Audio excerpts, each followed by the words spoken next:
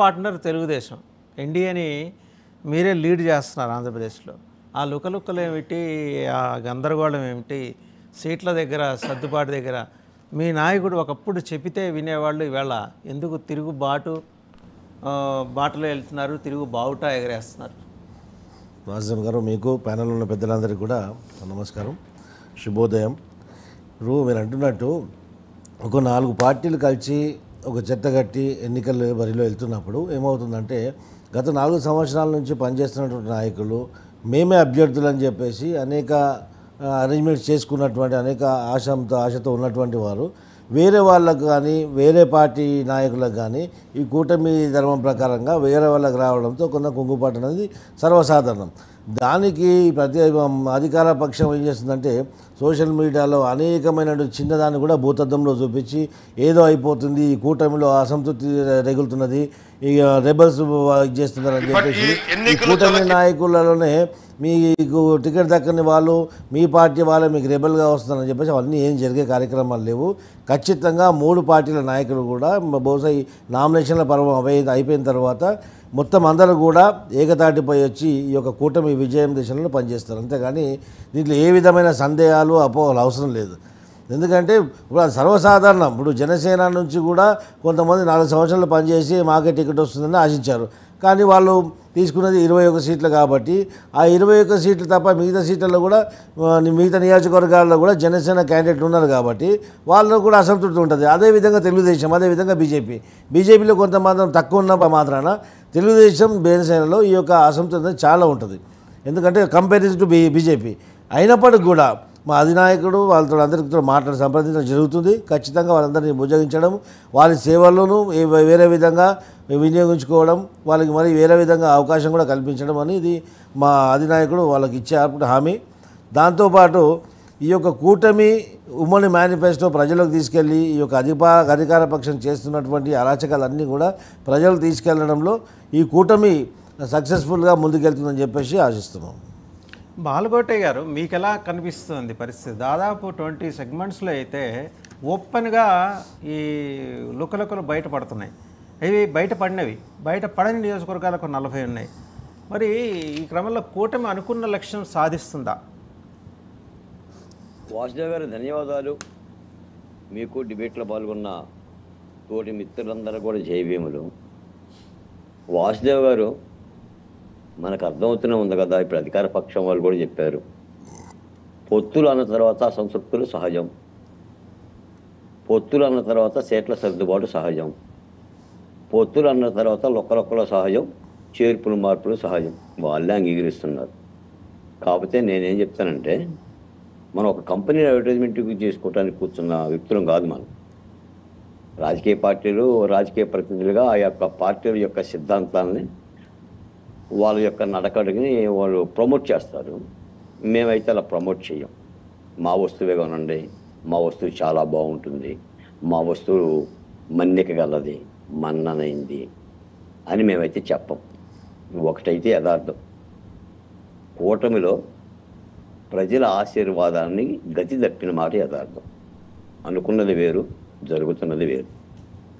3 రాజకీయ పార్టీలు గెలిచిన తర్వాత లొకలొక్కలు తప్పవు, అసంతృప్తులు తప్పవు అనే ధోరణి కంటే చాలా బలోపేతమైన కూటమిగా తయారైందనే భావం ప్రజల్లో కలగాలి. నాకు తెలిసి మేము ఎన్నికలకు ముందు వేరే విధంగా ఆశించాం. అధికార పార్టీ మీద ప్రతిపక్ష పార్టీలు చేసే పోరాటం ఇంకా చాలా గొప్పగా ఉంటుంది, ప్రజలతో కలిసి ఉంటుంది, ప్రజలను కలుపుకొని ఉంటుంది అని చెప్పి ఆశించామే తప్ప ఇలా రాజకీయ పోరాటం ఒకటే ఉంటుందని చెప్పి మేము అనుకోలేం. కాబట్టి 4 ఏళ్ళుగా ఆంధ్రప్రదేశ్లో ఉద్యమాలు చేసిన వాళ్ళందరం కూడా అజ్ఞాతవాసంలోకి వెళ్ళిపోయాం. మేము అరణ్యవాసంలో ఉన్నాం. మేము ఎక్కడా యుద్ధం లేదు చెప్పడానికి కూడా నేను సంకోచించటల్లా భయపట్టల్లా. ఎందుకంటే వంట బాగల, కూటమి వంట బాగల ప్రజలకి. కారణం, అందులో ఉప్పు లేదు. మీరు ఎక్కడైనా దళిత నాయకులను చేపించిన వేదికల మీద doctor Sudhakar, doctor Achchenna, doctor Vazira, Abdul Salam, driver Subrahmanyam గురించి ప్రతిపక్ష పార్టీలు, కూటమి అభ్యర్థులు మాట్లాడుతున్నారు కదా. ఆ రాజకీయ పార్టీ ప్రతినిధులు తప్ప ఈ 4 ఏళ్ళుగా వాళ్ళ కోసం చెరలబడ్డోళ్ళు, కష్టాలు పడ్డోళ్ళు, ఉద్యమాలు చేసిన వాళ్ళు ఒకళ్ళు చూపించండి. ప్రజలకు కావాల్సింది వాళ్ళు. అంటే ఎందుకు వచ్చింది ఏంటో నాకు తెలియదు, కానీ సహజంగా ఏంటంటే ఏ ఎన్నికల ప్రక్రియలో రాజకీయ పార్టీలు ప్రజా ఉద్యమాలను కలుపుకొనే పోతాయి. కలుపుకొని పోకపోతే విజయాలు రావు. మీకు తెలంగాణలో అలానే పోయాడు రేవంత్ రెడ్డి గారు, కర్ణాటకలో మిథేల్ కర్ణాటక అని చెప్పి పోయారు. ఎక్కడ కూడా 175 అన్నం ముద్దల్లో 175 అన్నం ముద్దలో ఒక ముద్ద పెట్టిన పాపాను వాళ్ళ ఉద్యమాలు తరపున వాళ్ళకు ఆ రాజకీయ పార్టీల నాయకులకు ఇచ్చుకున్నారు, ఆ రాజకీయ పార్టీల్లో పనిచేసిన వాళ్ళకి ఇచ్చుకున్నారు, ఆ రాజకీయ పార్టీలు కీర్తించిన వాళ్ళకి ఇచ్చుకున్నారు, కూటమి వాళ్ళకి ఇచ్చుకున్నారు. గిట్టన వాళ్ళకి ఇచ్చారు, అయిన వాళ్ళకి ఇచ్చారు, బయట వాళ్ళకి ఇచ్చారు, పక్కోడికి ఇచ్చారు, ఎక్కడి నుంచో తెచ్చి ఇచ్చారు. అంటే దీన్ని ప్రజలు ఎలా అర్థం చేసుకుంటారు అనేది చూడాలి. కాకపోతే ఏంటంటే ఎన్నికలు కాబట్టి అది వాళ్ళ పార్టీలు వాళ్ళ ఇష్టం. ఒకటి చెప్పినట్టు వినాల్సినంత నెసెసిటీ లేదు, వాళ్ళకి అవసరం కూడా లేదు. కూటమిలో పార్టీలు లేకపోతే ప్రధాన ప్రతిపక్షం ఉద్యమ నాయకుల్ని పావులుగా వాడుకుందని అనుకోవచ్చా? పావులుగా వాడుకుందని అనుకోవటం కంటే విస్మరించిందనే మాట కరెక్ట్. మేము ఉంటే చాలు, మేము ముగ్గురం కలిసాం కాబట్టి మేము అధికార పార్టీని గెలవగలం, మేము కొట్లాడగలం, మా బలం సరిపోతుంది అనే ఒక రాజకీయ భావంతోనే ఉన్నారు తప్ప ప్రజాభావాన్ని ఇందులో ఇమీడియకృతం కాలేదు అని. మీకు ఎన్నికలకు ముందు ఇదే రాజకీయ పార్టీలు మా మీటింగుల్లో చాలా చెప్పినాయి, రేపటి ఎన్నికల్లో కొత్త రక్తానికి, కొత్త నీటికి, కొత్త వ్యక్తులకి, కొత్త శక్తులకి, కొత్త మేధావులకి ప్రాధాన్యత ఇస్తాం, 40% సీట్లు ఇస్తాం, 30% సీట్లు ఇస్తామని చెప్పిన ప్రగల్భాలే. నాకు చెప్పండి, రాజకీయాలకి భిన్నంగా ఆయా రాజకీయ పార్టీలు లేకుండా ప్రజా ఉద్యమాల నుంచి వచ్చిన వాళ్ళు ఎవరుండాలి చెప్పండి? 175 స్థానాల్లో ప్రజలు దాన్నే ఆశిస్తారండి. ఇప్పుడు ఎన్నికల్లో ఒక విశ్వసనీయత ఉంటుంది సార్, అది అధికార పార్టీ అయినా ప్రతిపక్ష పార్టీ అయినా ఒక నమ్మకం ఉంటుంది. ఆ నమ్మకాన్ని దగ్గర చేసుకోగలగాలి ప్రతిపక్ష పార్టీలు. మేమేంటంటే సరే వాళ్ళు ఏం చేస్తున్నారు చేయరేమని అన్నాం.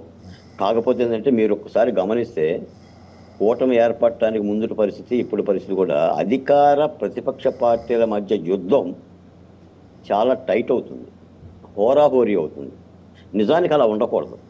ఎందుకంటే వైసీపీ ప్రభుత్వం, ముఖ్యంగా వైకాపా ప్రభుత్వం చేసిన తప్పిదాలు చాలా ఎక్కువ ఉన్నాయి కాబట్టి కూటమి యొక్క పోరాటం నల్లేరు మీద నడకలాగా ఉండాలి.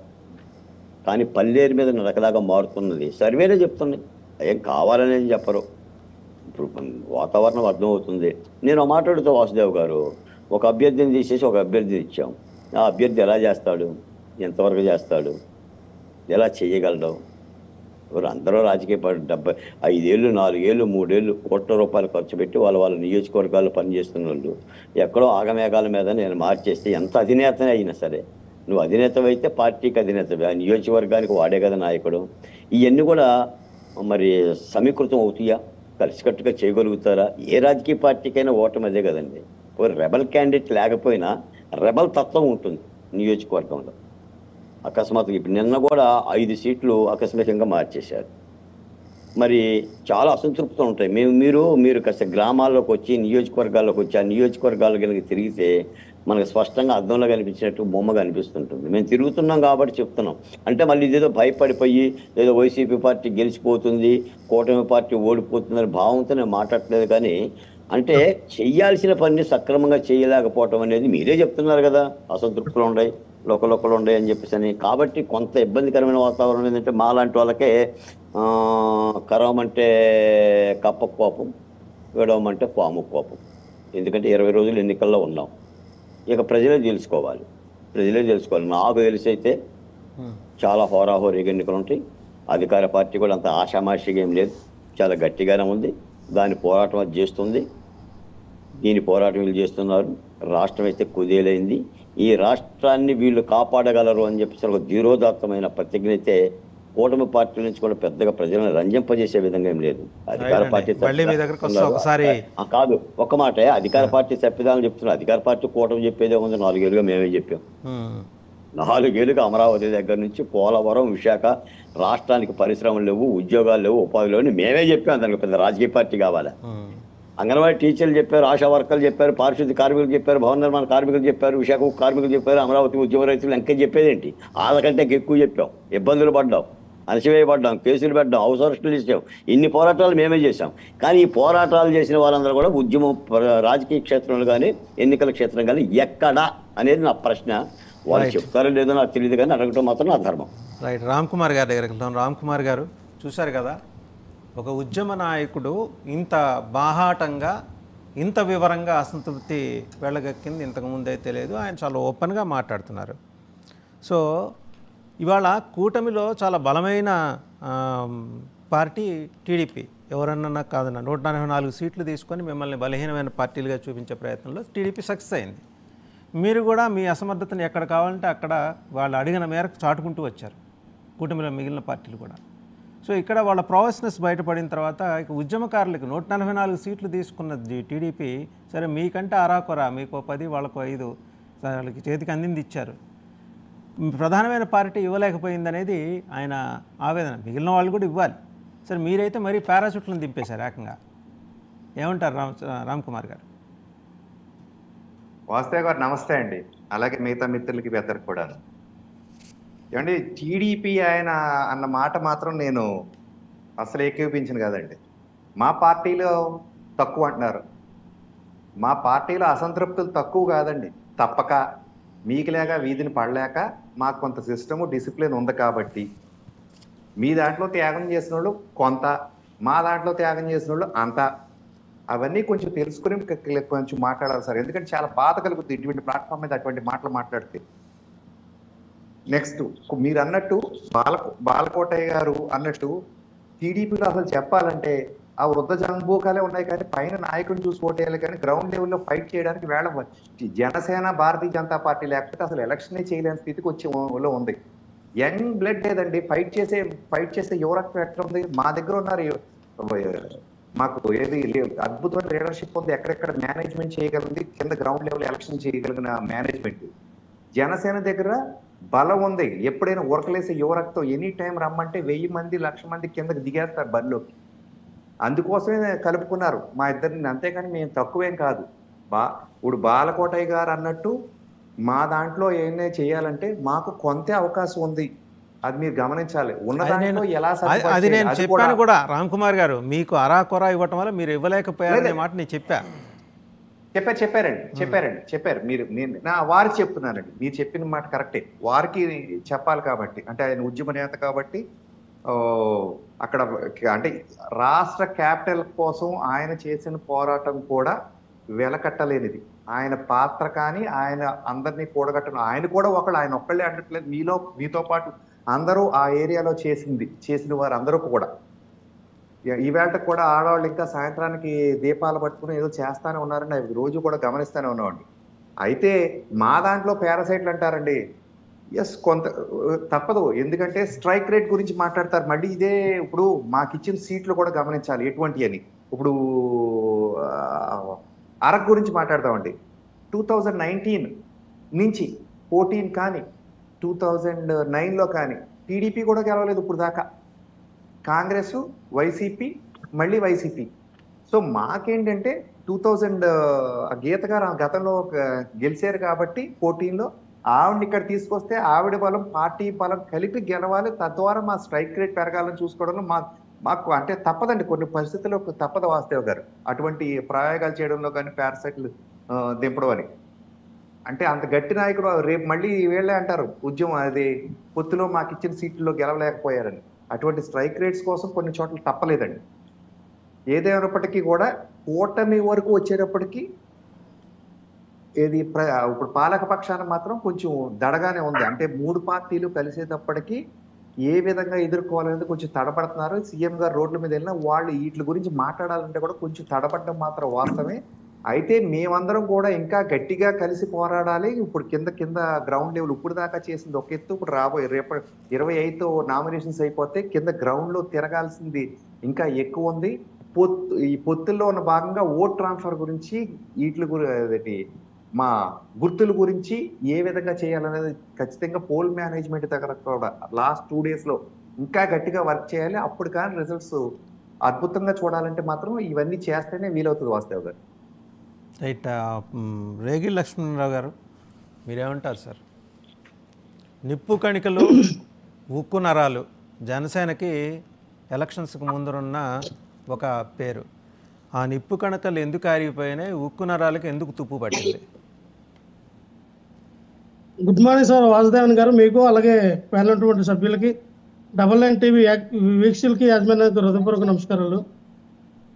మేము చాలా చాలా మీ సంతోషపడ్డామండి. కూటమి ఏర్పడింది. ఖచ్చితంగా మేము అనేది ప్రతిసారి మాట్లాడుతూ ఉన్నాం డిబేట్లో. 160 పైగా సీట్లు కొట్టబోతున్నాం. అసలు తిరిగిలేదు అనుకున్నాం. కానీ ఆ పరిస్థితులు ఇప్పుడు ఏంటి అని ఆలోచన పడే స్థాయికి వచ్చింది కూటమి. ఎందుకన్నా అంటే జగన్మోహన్ రెడ్డి గారు చాలా స్ట్రాంగ్ ఉన్నారు ఆంధ్రప్రదేశ్లో, నో డౌట్. ఆ వ్యక్తిని మనం ఎదుర్కొనేటప్పుడు టీడీపీ పార్టీ జనసేన బీజేపీని కలుపుకొని వెళ్తామని చెప్పిన పార్టీ ఈ రోజున జనసేన అలాగే బీజేపీ పార్టీని కలుపుకొని వెళ్ళడం కాదండి, వాళ్ళు మమ్మల్ని ఏమంటారు పెత్తనం అంటే పెత్తనం అనేది ఏదైనా మమ్మల్ని వాళ్ళ కింద మేము పనిచేసేటట్టుగా కింద గ్రౌండ్ లెవెల్లో వాళ్ళ అభ్యర్థులందరూ కూడా శాసించడం జరుగుతోంది. మా అధినాయకుడు ఏం చెప్పాడు, మీరు వాళ్ళ కింద చేయడం కాదు, మీరు వాళ్ళతో కలిసి వెళ్ళడం అన్నారు. ఓకే, మేము సంతోషపడ్డాం, మేము కలిసి వెళ్తాం, మాకు కూడా సమాన హక్కులు ఉంటాయి, మాకు కూడా ఈ నియోజకవర్గంలో సమానంగా బీజేపీ నాయకులు కానీ అలాగే జనసేన పార్టీ నాయకులు కానీ సమానంగా టీడీపీ నాయకులతో వెళ్తాం అనుకున్నాం. కానీ మన చంద్రబాబు నాయుడు గారు ఇచ్చిన ఆదేశాల లేదంటే ఇక్కడ ఉన్నటువంటి ఎమ్మెల్యే క్యాండిడేట్ల యొక్క వాళ్ళ యొక్క సొంత బుద్ధి తెలియదు, కానీ వాసుదేవన్ గారు ఎక్కడ కూడా జనసేన బీజేపీ నాయకుల్ని వీళ్ళు సమన్వయపరచట్లేదు, వీళ్ళని ముందు నుండి నడిపించట్లేదు. టీడీపీ ఇప్పుడు టీడీపీ వాళ్ళు చెప్తే మేము వెళ్ళాలి. టీడీపీ నాయకులు మాకు ఇన్ఫర్మేషన్ చేస్తారు. టీడీపీ ఆ కింద స్థాయిలో గ్రామ స్థాయిలో అవనండి, పంచాయతీ స్థాయిలో అవనివ్వండి, ఒక నియోజకవర్గ స్థాయిలో ఒక టీడీపీ క్యాండిడేట్ మాకు చెప్తాడు, సార్ రేపు నామినేషన్ ఉంది, మీరు రండి జెండా పట్టుకోండి. ఏంటి మీ నాయకులు అండి, మీ జెండా పట్టుకోవడం ఏంది? ఒక నాయకులకి మీరు జెండా పట్టుకొని రండి అంటే మా కార్యకర్త పరిస్థితి ఏంటి? మా కార్యకర్త పరిస్థితి ఏంటి? ఈ రోజున నేను అడుగుతున్నానండి, ఎస్ ఇవన్నీ సమన్వయపరచుకోండి. మీరు సమన్వయ కమిటీలు వేస్తారు కదా, ఎక్కడ పనిచేస్తూ ఉన్నాయి సమన్వయ కమిటీలు? అసలు సమన్వయ కమిటీ దేనికి వేశారు? ఎందుకు పని చేయడం లేదు? ఎందుకు ఈ యొక్క అసంతృప్తులను మీరు వాళ్ళు ఆపట్లేదు? రోజు కూడా జనసేన పార్టీ ఖాళీ అవుతోంది. ఎక్కడ చూసినా జగన్మోహన్ రెడ్డి గారు ఈ బస్సు యాత్ర చేస్తుంటే జనసేన పార్టీ నుంచి వెళ్ళిపోయిన వ్యక్తులు కనబడుతూ ఉన్నారు, టీడీపీ నుంచి వెళ్ళిపోయిన వ్యక్తులు కనబడుతూ ఉన్నారు, బీజేపీ నుంచి వెళ్ళిపోయిన వ్యక్తులు కనబడుతూ ఉన్నారు. మీరు ఎందుకు వాళ్ళని సమన్వయపరచట్లా? ఎందుకు వాళ్ళకి మీరు భరోసా ఇవ్వట్లేదు? రాబోయేది మన ప్రభుత్వమే, రాబోయేది కూటమి వస్తుంది, వచ్చినప్పుడు ఖచ్చితంగా మీకు హామీలు ఇస్తామన్నప్పుడు కూడా అక్కడ ఉన్నటువంటి అభ్యర్థులు ఎందుకు ఆగట్లేదు అంటే వాసుదేవన్ గారు మెయిన్ ఏంటంటే వాళ్ళ మీద నమ్మకం పోయింది. మాకు ప్రతి నియోజకవర్గం నుంచి ఫోన్, సార్ మీరు డిబేట్లో మాట్లాడండి, ఖచ్చితంగా ఇది 25 రోజులు ఇంకా టైం ఉంది, ఏమో వాళ్ళ యొక్క అభ్యర్థులకు చెప్తారేమో, మాకు క్లియర్గా అర్థమవుతారా? ఆ కార్యకర్తలు మనోవేదన, వాళ్ళు ఏడ్చిన ఏడుపులు. ఎందుకంటే అన్నా మేము 10 సంవత్సరాల నుంచి పార్టీకి పనిచేస్తూ ఉన్నాం, ఈ రోజున టీడీపీ నాయకుడు ఫోన్ చేసి నువ్వు జెండా పట్టుకొని రా అంటే మాకు ఎంత బాధ అనిపిస్తుంది అన్న. ఏమైంది? ఆ నియోజకవర్గంలో ఉన్నటువంటి మన జనసేన పార్టీకి ఎందుకు మీరు సమానంగా మీరు తీసుకెళ్ళట్లా? బీజేపీ నాయకుల్ని ఎందుకు మీరు సమానంగా తీసుకెళ్ళట్లా? ఒక స్టేజ్ మీదకి పిల్లలు, ఒకరు మాట్లాడటానికి బీజేపీ నాయకుల్ని పిల్లరు, ఒక క్యాంపెయిన్లో జనసేన పార్టీ నాయకుల్ని పిల్లరు. అలాంటప్పుడు మీరు ఎందుకు పొత్తు పెట్టుకున్నారు? జనసేన బీజేపీ అవసరం లేనప్పుడు ఎందుకు పొత్తు పెట్టుకున్నారన్న అంటున్నా. మీరు పవన్ కళ్యాణ్ గారు, చంద్రబాబు నాయుడు గారు చట్టాపట్టాలు వేసుకొని పురంధేశ్వర గారు తిరిగితే సరిపోదు కదా, గ్రౌండ్ లెవెల్లో కూడా తిరగాలి కదా, గ్రౌండ్ లెవెల్లో కూడా ఉండాలి కదా. కార్యకర్త తిరిగితేనే కదా మీకు ఓట్లు పడతాయి, నాయకుడు నియోజకవర్గంలో తిరిగితే కదా మీకు ఓట్లు ట్రాన్స్ఫర్ అవుతాయి, కన్వర్ట్ అవుతాయి. మీరు ఎందుకు అవి చేయట్లా? మన టీవీలో కూర్చొని 170 గెలిచేస్తాం, 160 వచ్చేస్తాం అంటే జనాలు ఓట్లేరండి. ఇక్కడ ఓటు ట్రాన్స్ఫర్ చేయాలన్నా, ఓటు కన్వర్ట్ చేయించాలన్నా ఆ బాధ్యత మన ఉంది. మమ్మల్ని రేగడి లక్ష్మణరావు గారు మీరు పార్టీ ఎప్పుడు వీడుతున్నారు, ఎప్పుడు వైసీపీలో చేరుతున్నారు? సార్ ఖచ్చితంగా నేనైతే చీపురుపల్లి నియోజకవర్గం నుంచి రేపు కానీ ఎల్లుండి కానీ రెబల్గా వేయబోతూ ఉన్నాను. నేనైతే ఇది పార్టీకి కూడా నేను చెప్పాను, పార్టీ వాళ్ళు కూడా నాకు మీరు పార్టీ నుంచి వెళ్ళొద్దని చెప్పారు. రేపు 24 తారీఖున పిఠాపురం రమ్మన్నారు, సార్ మీతో మాట్లాడతానన్నారు. అయినా సరే నేను నామినేషన్ వేసిన తర్వాతే పవన్ కళ్యాణ్ గారిని కలవడానికి అయితే నేను వెళ్తాను. ఎందుకంటే సార్ మేము అనుకునేది లేదు సార్, నేను 10 సంవత్సరాలు నా సమయాన్ని, నా డబ్బుని, వైసీపీ నుంచి మీకు వచ్చిన హామీ ఏంటి? లక్ష్మణరావు గారు నాదో ప్రశ్న, వైసీపీ నుంచి మీకు ఎలాంటి హామీ లభించింది చెప్పండి సార్. వైఎస్ఆర్ పార్టీ నుంచి ఎటువంటి హామీ వచ్చిందా లేదో ఒక 2 రోజుల్లో మీరు చూస్తారు. వైఎస్ఆర్ పార్టీ వాళ్ళు మాకు హామీ ఇచ్చారని కాదు, నేను ఖచ్చితంగా ప్రబల అభ్యర్థిగా అయితే నేను పోటీ చేస్తా. లేని పక్షంలో పార్టీ మారే ఆలోచన వస్తే ఖచ్చితంగా నా రాజకీయ భవిష్యత్తు కోసం ఏ పార్టీనైనా తీసుకోవడానికి వెళ్ళడానికి వెనకట్టడం లేదు. అది కూడా మేబీ జరగవచ్చు. రైట్, మళ్ళీ మీ దగ్గరకు వస్తా, ఒకసారి మోహన్ రెడ్డి గారి దగ్గర వస్తాం. మోహన్ రెడ్డి గారు, ఐ థింక్ ఈ ప్యానెల్లో ఉన్న వాళ్ళందరిలోకి ఈరోజు మార్నింగ్ అత్యంత సంతోషంగా ఉన్నాయని ఆయన అనుకుంటా. ఎందుకంటే కూటమిలో లోకల్ని ఏ పార్టీ వాళ్ళందరూ వాళ్ళే స్వచ్ఛందంగా బయటపెట్టిన తర్వాత మోహన్ రెడ్డి గారికి పెద్ద అవసరం లేదు, పెద్దగా ఆయన మళ్ళీ ఆయన బటన్లు నొక్కే విషయం ఇవన్నీ చెప్పాల్సిన అవసరం లేదు. మోహన్ రెడ్డి గారు మీరేమంటారు? వాళ్ళ లుకలుకలు సరే, మీ అసంతృప్తుల మాట ఏంటి? నమస్కారం అండి. మీకు ప్యానెల్లో పాల్గొన్న పెద్దలకు, చూస్తున్న వీక్షకులకు అందరికీ హృదయపూర్వకంగా నమస్కారాలు. మా పార్టీలు లుకలుకలు అనేది పెద్ద ఉండవు, ఉన్నా కూడా మా ముఖ్యమంత్రి గారిని చూసి అడ్జస్ట్ అయ్యే ఆలోచనలు, అలవాట్లు బాగా ఉన్నాయన్నమాట. ఎందుకంటే మా సీఎం గారి నాయకత్వం కింద పని చేస్తే చాలనే క్యాడర్ చాలా ఉంది మా దాంట్లో. అందుకనే నాకు ఇప్పుడు లక్ష్మణరావు గారు చెప్పినట్టు కూడా ఏమంటున్నారు, మీరు ఏమన్నా హామీ ఇచ్చినారంటే లేదు, హామీ లేదు, నేను పోయి వైఎస్ఆర్సీపీలో చేరుతానా అనే విధంగా చెప్తున్నారంటే జగన్మోహన్ రెడ్డి గారు లాంటి నాయకుని కింద పనిచేస్తే చాలనే విధంగా ఇతర పార్టీలలో పనిచేసినటువంటి నాయకులు ఆ విధంగా భావించే ఇప్పుడు ఈ విధంగా చెప్తున్నారు. పోతిన మహేష్ గారు కానీ ఇలాంటి వాళ్ళు నిన్న నెల్లూరులో జనసేన పార్టీ అధ్యక్షుడు, అదేవిధంగా మా విశాఖపట్నంలో కాకినాడలో మాజీ మేయర్ ఇలాంటి వాళ్ళు అందరూ ఎందుకు చెప్తున్నా అంటే జగన్మోహన్ రెడ్డి లాంటి నాయకుని కింద మేము పనిచేస్తే చాలు, ఆయన ఎమ్మెల్యే టికెట్, ఎంపీ టికెట్ ఇచ్చినా ఇవ్వకపోయినా అలాంటి వాళ్ళ కింద చేస్తే గర్వంగా చెప్పుకోవచ్చు. ఇలాంటి వాళ్ళ కింద చేస్తే ఉన్న మర్యాద పోగొట్టుకుంటాం, మన పరువు కూడా పోతుందనే ఆలోచనలో భాగంగా క్యాడర్ అట్లా తయారైంది. కాబట్టి ఆ విధమైనటువంటి తయారైనప్పుడు మేము ఏం వాళ్ళకు తాయిలాలు పెట్టాల్సిన అవసరం లేదు, మా పార్టీలో అసంతృప్తులు ఉండాల్సిన అవసరం అంతకు లేదు. ఎందుకంటే బయట వ్యక్తులు ఆ విధంగా గర్వంగా మా పార్టీలోకి రావాలని ఫీల్ అయ్యేటప్పుడు మేము బయట పార్టీలలో లేక అసంతృప్తి ఉండడం వల్ల దానివల్ల వచ్చే లాభం అయితే ఏమి ఉండదు కదా. దాంతో పాటు జగన్మోహన్ రెడ్డి గారు ఈ రాష్ట్రంలో ఫస్ట్ నుండి ఒకే మాట మీద చెప్తున్నాడు, కులాలు, మతాలు, రాజకీయాలు ఏవీ ఉండవు, అందరినీ సమానంగా చూస్తాం ముఖ్యమంత్రి అయిన తర్వాత అని.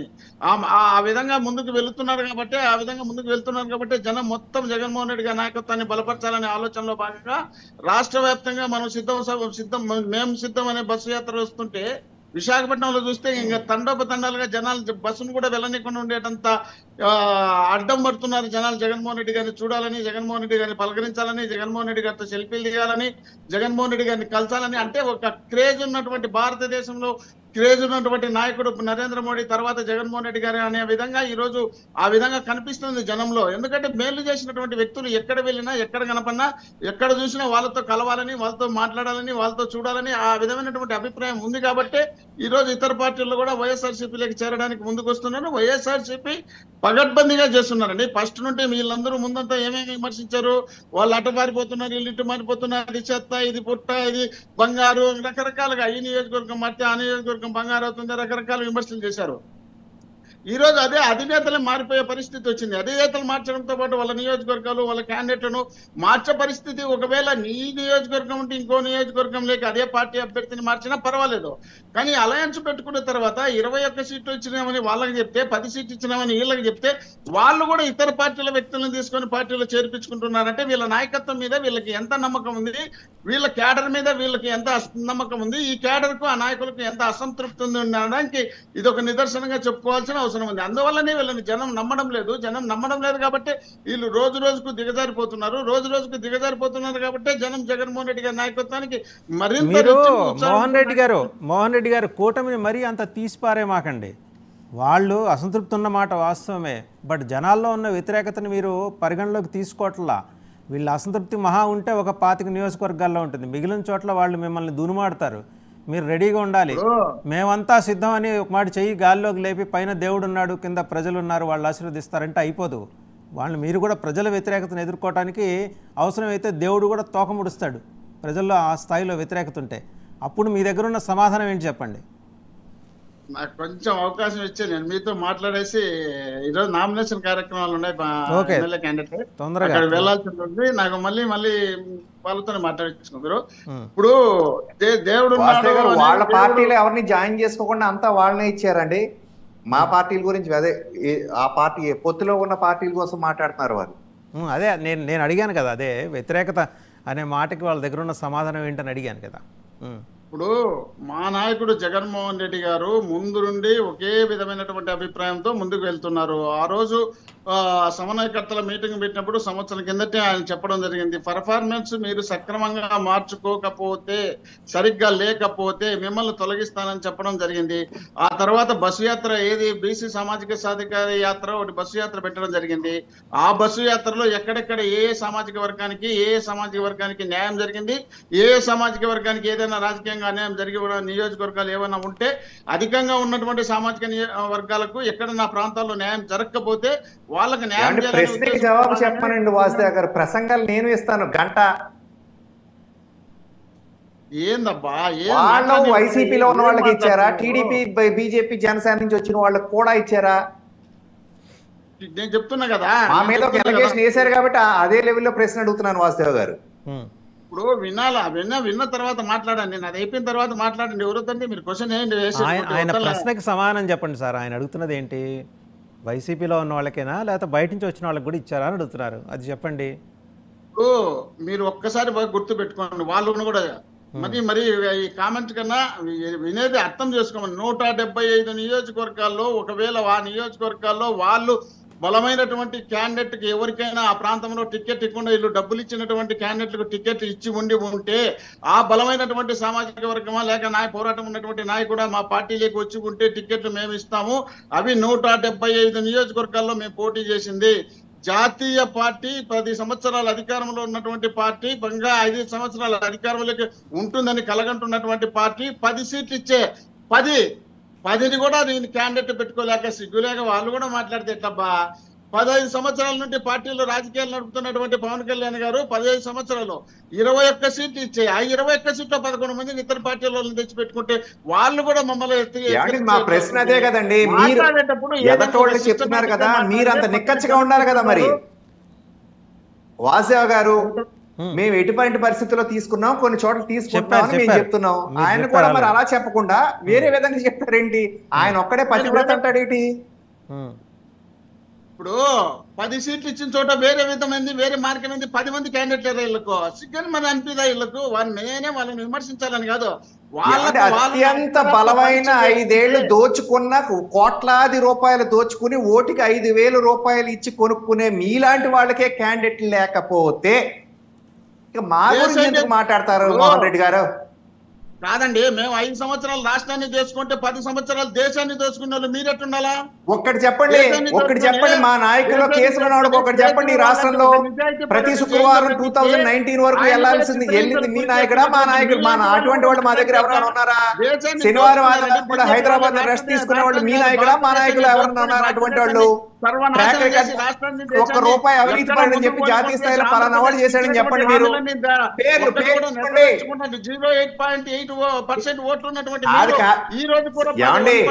క్వశ్చన్ ఒకటి అడుగుతారు, నేను దాని గురించి మాట్లాడితే మీ దగ్గర మళ్ళీ ప్రశ్న జవాబు లేదు. చెప్పండి. మీరు ఫస్ట్ అవినీతి పనులు అన్నారు, మా దాంట్లో ఒక అవినీతి పేరు చెప్పండి. ప్రతి శుక్రవారం జైలుకి వెళ్ళే మీలాంటి నాయకుడు 36 కేసులు.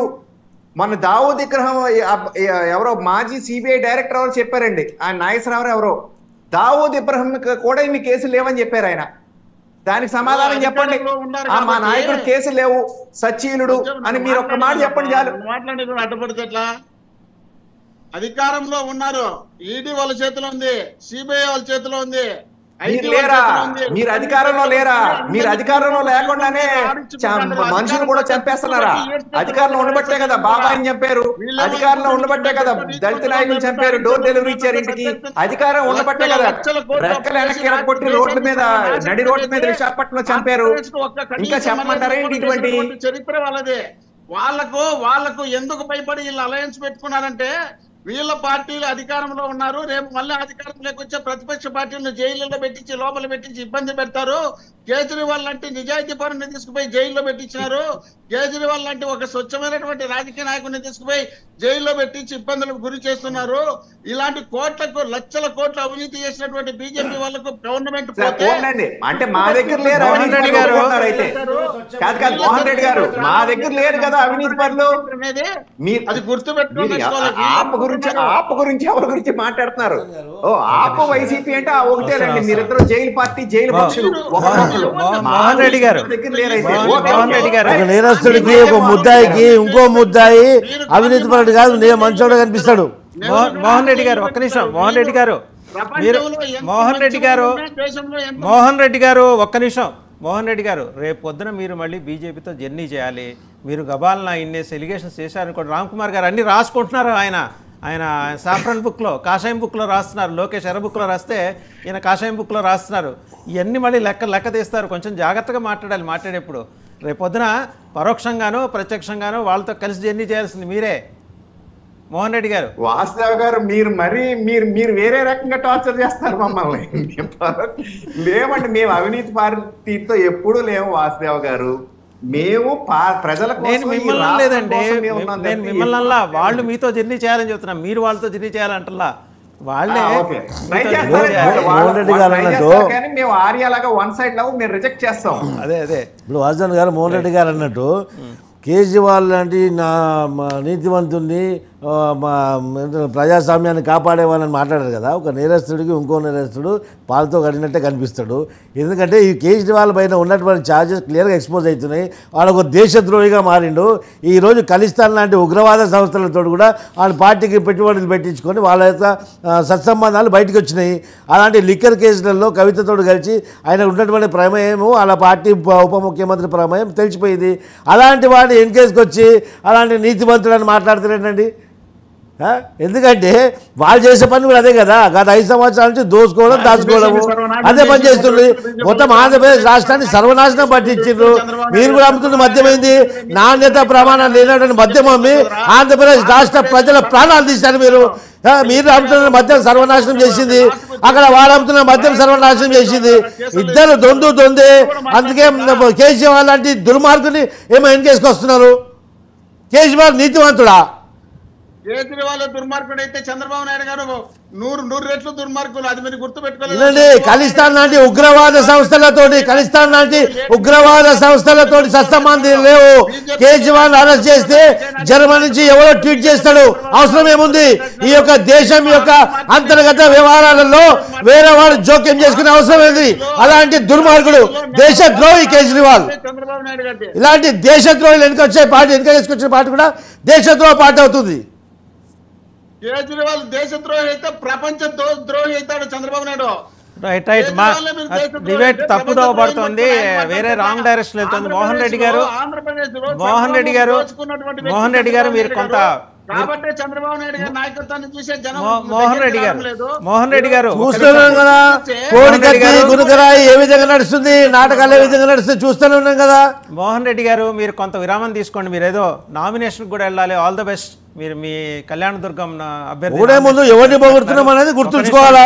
ఆయన ఎలాగూ వెళ్ళిపోవాలనుకుంటున్నారు. ఓకే, మీరు వెళ్ళే హడావిలో ఉన్నట్టున్నారు.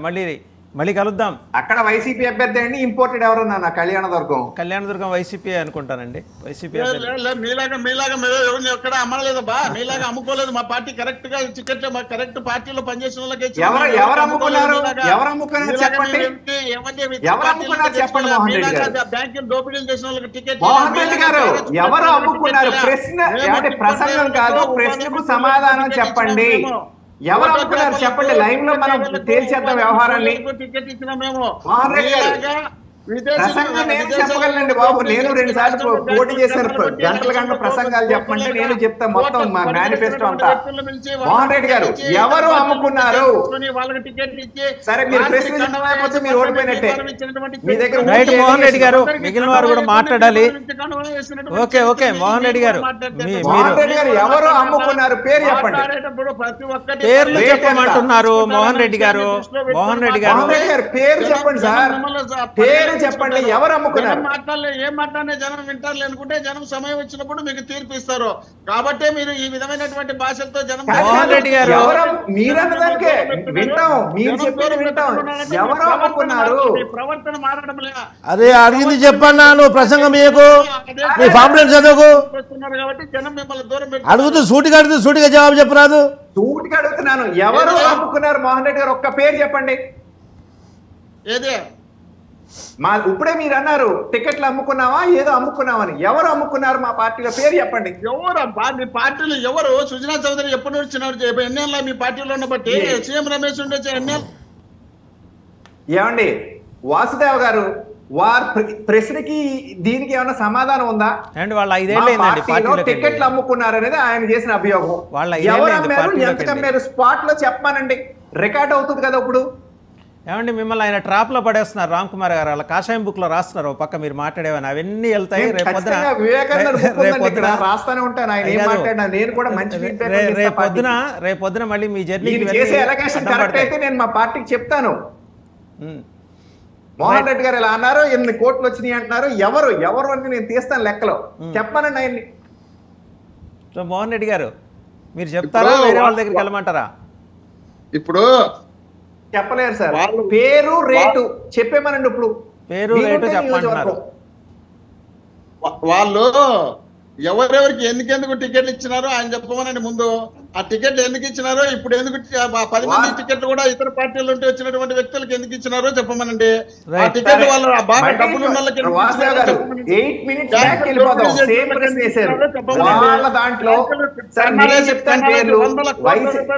విజయవాడలో క్యాండిడేట్ లేక టీడీపీ క్యాండిడేట్ తెచ్చుకుని ఉపాధి హామీ కూలీలకు అలాగా ఫోటోగ్రాఫర్ ఆన్సర్ రాయలేరు కదా.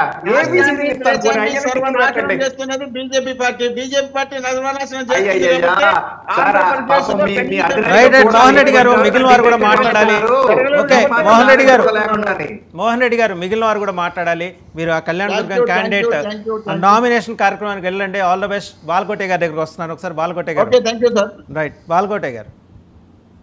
వాసుదేవ్ గారు ఒక 2 మాటలు చెప్తాను మీకు ఈ సందర్భంగా. చెప్పండి. భీముడు లేకుండా మహాభారత యుద్ధం లేదండి. భీముడు లేకుండా మహాభారత యుద్ధం లేదు. విభీషకుడు లేకుండా కూడా రామాయణం లేదు. మేము ఎన్నోసార్లు చెప్పాం ఉద్యమాల సందర్భంలో. కుంతీదేవి 4 బిడ్డలని పిలిచి సగభాగం 4 బిడ్డలకి సగభాగం భీమసేనుడికి అన్నం పెడుతుంది. రేపటి ఎన్నికల యుద్ధంలో ఆంధ్రప్రదేశ్లో ఉన్న ఎస్సీ ఎస్టీ మైనార్టీలు, ముఖ్యంగా ఎస్సీ ఎస్టీ మైనార్టీలు మేము భీమసేనులో, ఇందులో మా భాగస్వామ్యం లేకపోతే యుద్ధం ఫలప్రదం కాదు అని చెప్పాం. తర్వాత విభీషకుడు కూడా రావణుని భేదించి వచ్చి రాముడితో జతగడతాడు. మేము జగన్మోహన్ రెడ్డి గారిని నెత్తిన పెట్టుకున్నది మేమే, ఆయన ఆహ్వానించింది మేమే. ఈ రాష్ట్రంలో సామాజిక కులాలు, క్రింది కులాలు ఆయనకి చాలా అండగా ఉన్నమాట యథార్థమే. కాబట్టి వీళ్ళ పాత్ర ఉండాలి అని చెప్పేసి మేము భావించాం. నాకు గుర్తెరిగిందంటే ఈ భీములు విభీషకులు ఎక్కడ కూడా ఈ ఎన్నికల క్షేత్రంలో కనిపించడం లేదు సార్. మా బాధ అదే.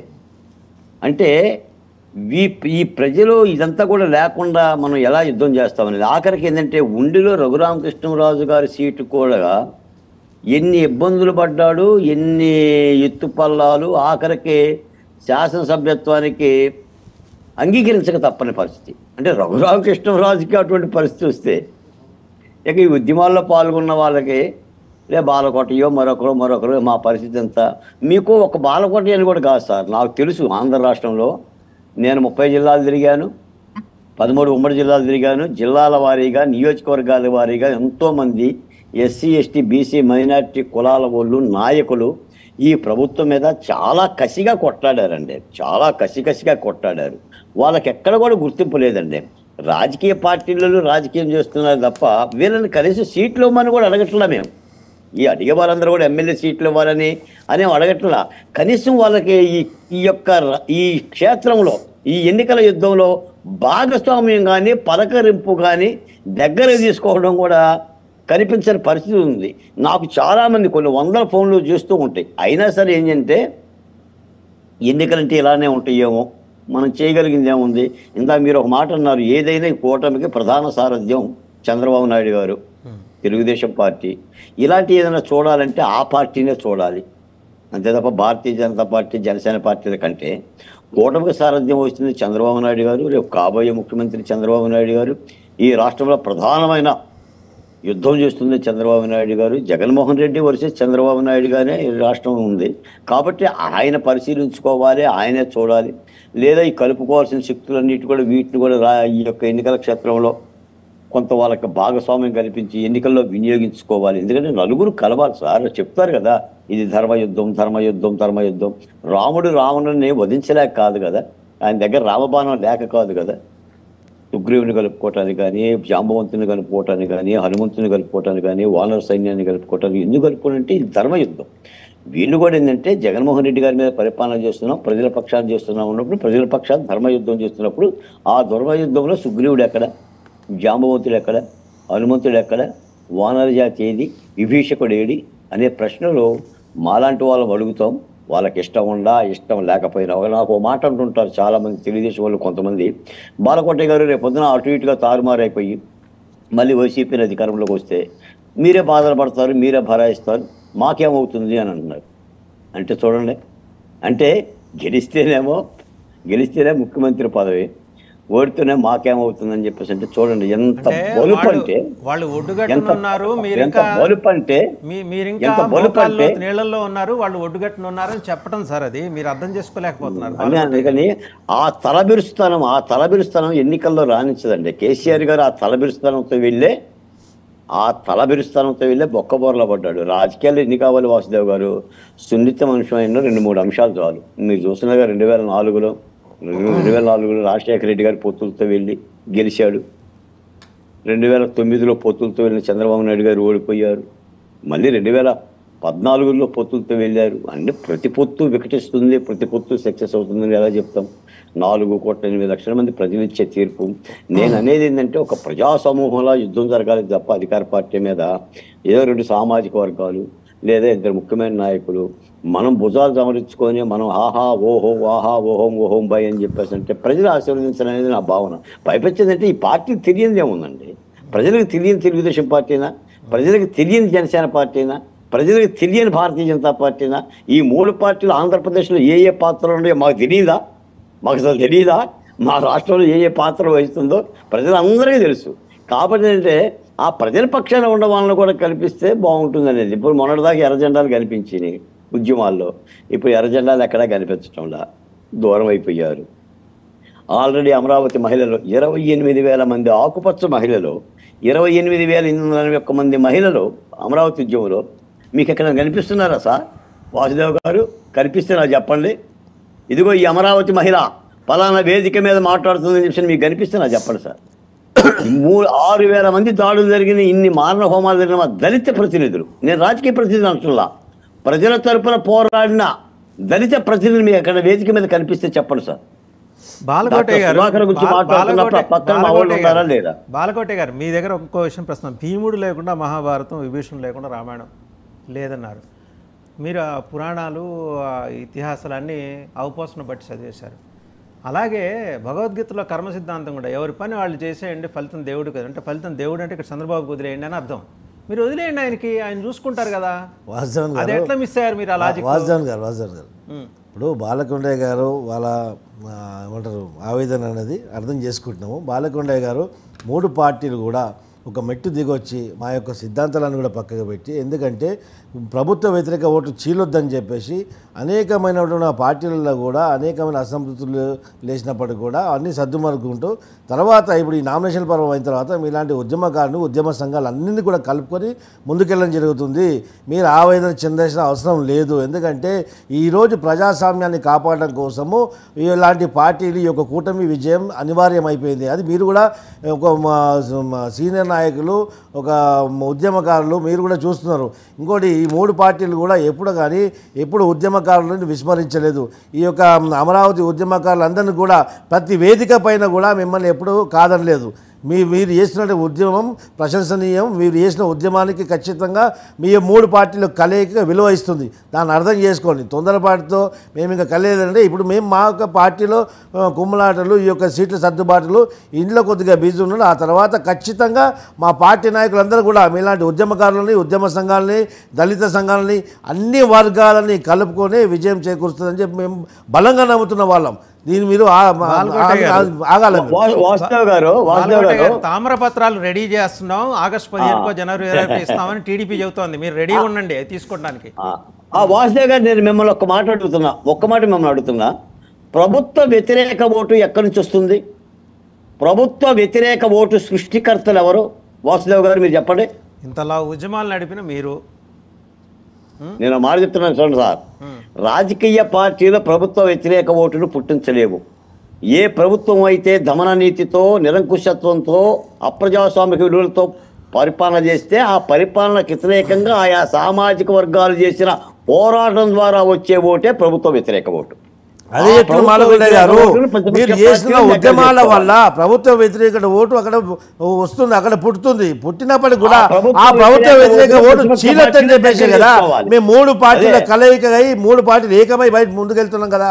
మీలాంటి ఉద్యమకారులం ఎందుకంటే మాలకొండ గారు, మీలాంటి ఉద్యమకారులను కానీ, వేరే దళిత సంఘాలను కానీ, ఏ కుల సంఘాలను కానీ విస్మరించే పరిస్థితి ఉండదు.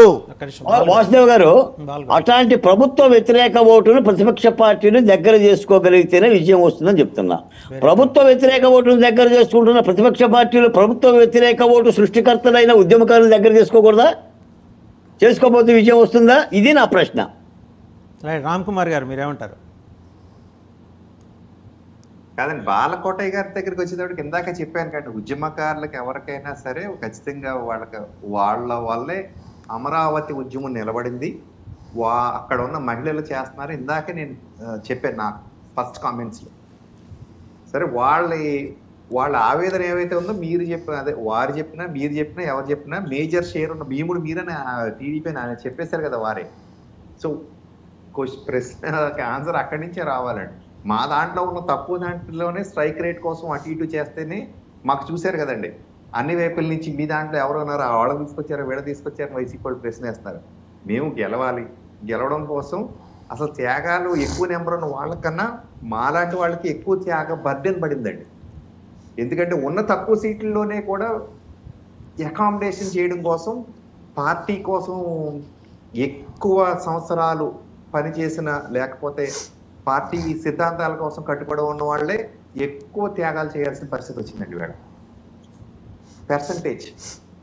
రామ్ కుమార్ గారు, ఇప్పుడు ఉద్యమకారులని, ఉద్యమ సంఘాలని వాళ్ళకు రాజకీయంగా అవకాశం కల్పించలేదంటే ఇక్కడ ఉన్నటువంటి పార్టీ క్యాడర్లని, పార్టీలో ఉన్నటువంటి క్యాండిడేట్స్ని అకామిడేట్ చేయడంలో ఇప్పుడు ఇబ్బందికరంగా ఉంది.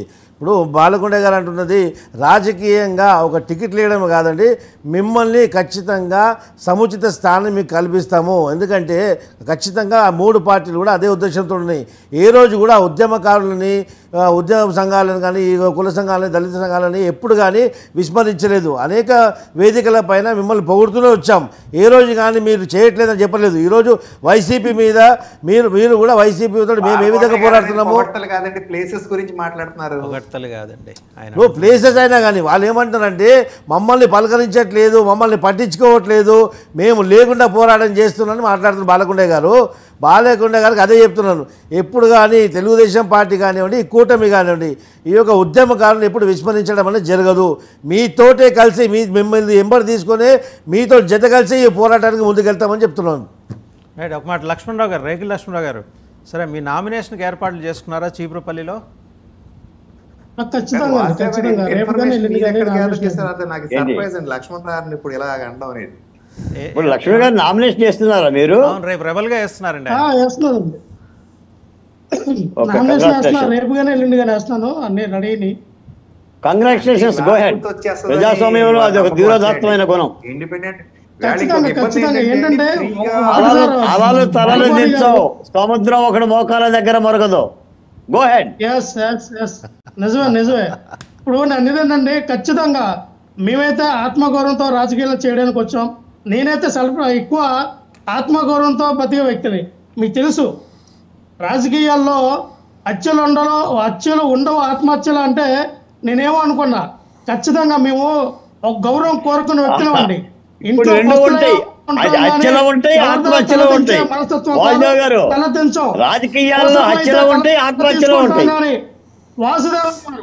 అవసరమైతే తల తీసుకుంటా కానీ తల ఉంచే ప్రసక్తే లేదు.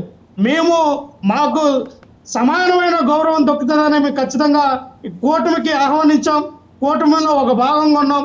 ఎక్కడ జరగలేని పక్షంలో ఖచ్చితంగా నామినేషన్ వేస్తాం. ఇప్పుడు కూడా టైం ఉంది. ఒకటే చెప్తున్నాం సార్, కూటమి కళ్ళు తెరవండి. మనం జగన్మోహన్ రెడ్డిని తిరిగితే ఓట్లు పడవు. ప్రజలకు మనం ఏం చేస్తామో అదే ప్రజల్లోకి తీసుకెళ్ళండి. మనం ఉదయం లెక్కనే జగన్మోహన్ రెడ్డిని తిట్టడం వల్ల ఓట్లు పడవండి. లక్ష్మణరావు గారు ఇప్పుడు మీరు ఈ యొక్క అసంతృప్తితోటి మీరు రెబల్గా మాట్లాడితే ఓకే, కానీ ఏదో వైఎస్ఆర్సీపీ నుంచి ఏదో హామీ వచ్చి మీరు వైసీపీలో చేరుతారని మాట్లాడితే మాత్రం అది తప్పండి. ఎందుకంటే మీరు ఇన్ని రోజులు అనేక డిబేట్లను చూశాను, జనసేన తరపు నుంచి వీరోచితంగా మీరు అన్ని మీడియాలో అడ్రస్ చేస్తున్నారు. అలాంటి వ్యక్తి పార్టీ ఇబ్బందుల్లో ఉన్నప్పుడు పార్టీ ఈ యొక్క సమయంలో పార్టీని వీడి మీ యొక్క స్వలాభం కొరకు మీరు ఒక వేరే పార్టీ గురించి వేరే పార్టీ వైపు చూడడం అనేది ఇది అనైతికతం. ఆయన ఇండిపెండెంట్గా నిలబడుతున్నాడంట. ఇండిపెండెంట్గా నిలబడుతున్నాను ఒకసారి అంటున్నారు, ఒకసారి వైసీపీలో చేరుతున్నాను అంటున్నారు, అనేక ఊహాగానాలు వస్తున్నాయి. ఒక ఇండిపెండెంట్ నిలిస్తే that is up to you. ఇప్పుడు ఇండిపెండెంట్గా నిల్చుంటే that is up to you. మీ జనసేన పార్టీకి మీకు సంబంధించింది. కానీ మీ వైసీపీ పెట్టేటువంటి ప్రలోభాలకు గురై మీరు ఇలాంటి దుమ్మెత్తిపోసే కార్యక్రమాలు చేస్తే మాత్రం ఇది తప్పండి. వాసుదేవన్ గారు ఒక్క నిమిషం, ఎవరు కూడా జగన్మోహన్ రెడ్డి గారు లేకపోతే వైఎస్ఆర్ పార్టీ ప్రలోభాలకు కాదండి. నేను మళ్ళీ చెప్తా ఉన్నా, మీరు చంద్రబాబు నాయుడు గారికి చెప్పండి. మాకు పవన్ కళ్యాణ్ గారు ఏమన్నారు, బీజేపీ నాయకులు జనసేన పార్టీ నాయకులకి సమానంగా మీతో పాటుగా మాకు విలువిస్తా అన్నారు. ఎక్కడుందండి 175 నియోజకవర్గాల్లో ఇదే కూడా మాకు సమన్వయంగా ఇవ్వట్లా. మీ కింద మేము పనిచేయాలా? మీ కింద మేము బానిసలాగా చేయాలా? మేము టీడీపీ కార్యకర్తలం కాదు కదండి, మీ జనసేన పార్టీ కార్యకర్తలు. ఆయన బీజేపీ లక్ష్మణరావు గారు కొన్ని నియోజకవర్గాల కొన్ని ఇబ్బందులు ఉండొచ్చు, ఆ క్యాండిడేట్లు ఇబ్బంది ఉంటే మీ అధినాయకత్వానికి మీ యొక్క పార్టీ అధిష్టానానికి మీరు కంప్లైంట్ ఇవ్వాలా, అది సర్దుమరుగుతుంది అంతే తప్ప ఇది బజార్కి వెళ్ళి ఇట్లా బజార్కి ఇచ్చడం మంచిది కాదు కదా. ఈ సమయంలో ఇది రచ్చ చేయడం ఇది కరెక్ట్ గా, it is not a good time, it is not a correct time to do all those things. సమానంగా గౌరవించాలి.